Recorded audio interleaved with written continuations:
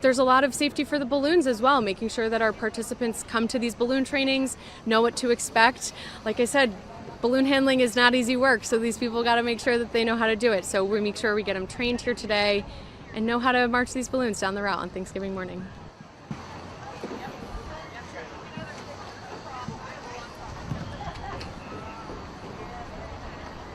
Hearing no objections, it is so decided. After 2 weeks of torturous negotiations, a deal in Glasgow that many at the talks are calling imperfect progress. The UN Climate Summit in Scotland ended with a global agreement that aimed at least to keep alive hopes of capping global warming at 1.5 degrees Celsius and so maintain some chance of saving the world from catastrophic climate change. But a last-minute objection from India, whose energy needs are hugely dependent on the coal it has in abundance, ended up watering down the first-of-its-kind call for a reduction in fossil fuels. The agreement was hurriedly amended to accelerating, quote, efforts to phase down instead of phase out unabated coal power. But we are disappointed. The change was met with dismay by the rich economies of the European Union and Switzerland, as well as the Marshall Islands, one of the small Pacific island states whose existence is under threat from rising sea levels. But all said they would let it stand for the sake of an overall agreement. We accept this change with the greatest reluctance.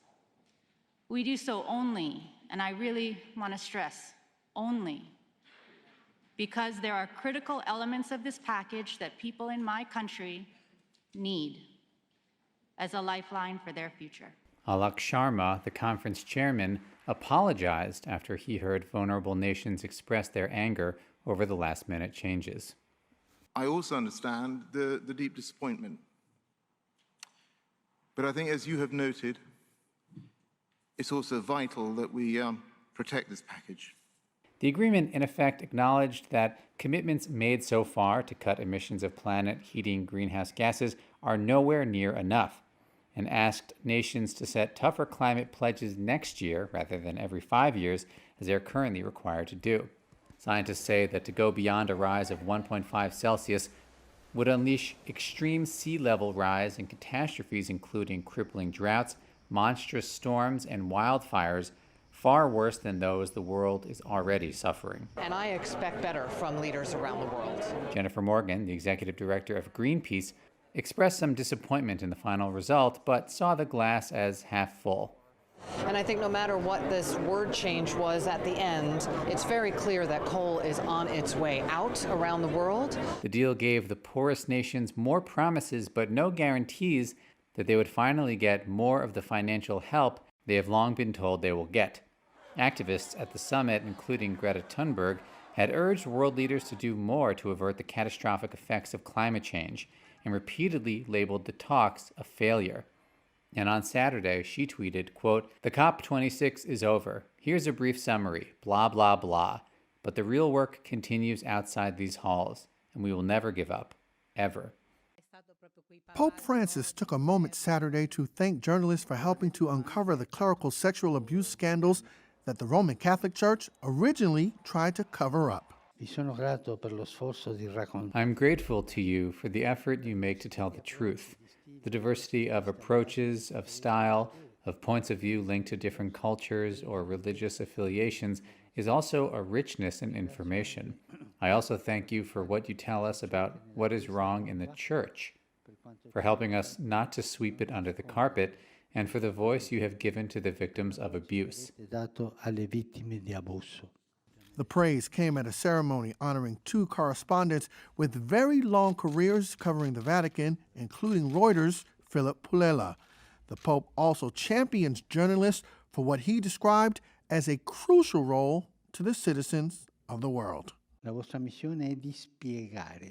Your mission is to explain the world, to make it less obscure, to make those who live in it less fearful from it, and to look at others with greater awareness and also with more confidence. e anche con più fiducia. Pope Francis has spoken out against the Catholic Church's attempt to cover up sex abuse scandals and has publicly apologized for his past mistakes, vowing that the Catholic Church would never again seek to cover up such wrongdoing. A U.S. appeals court on Friday upheld its decision to put on hold President Joe Biden's vaccine mandate for companies with over 100 workers. A 3-member panel of the 5th U.S. Circuit Court of Appeals in New Orleans affirmed its ruling despite the Biden administration's position that halting implementation of the COVID-19 vaccine mandate could lead to dozens or even hundreds of deaths. Circuit Court Judge Kurt Engelhardt wrote that, quote, the mandate is staggeringly overbroad, calling it, quote, a one-size-fits-all sledgehammer that makes hardly any attempt to account for differences in workplaces and workers. Vaccine mandates are deeply controversial in the United States. Supporters say they are a must to put an end to the nearly 2-year coronavirus pandemic, while opponents argue they violate the U.S. Constitution and curb individual liberty. The Fifth Circuit judges appear to agree with the opponents. The rule was issued by the Occupational Safety and Health Administration, or OSHA, and mandates that businesses with at least 100 employees require staff to get vaccinated or face weekly tests and mask requirements. White House officials had no immediate comment on the ruling. Biden announced the requirement in September, telling Americans that, quote, our patience is wearing thin, with those refusing to get inoculated. The mandate was set to go into effect in January. I just say to all delegates, I apologize for the way this process has unfolded, and I'm deeply sorry. I also understand the deep disappointment. But I think, as you have noted, it's also vital that we protect this package.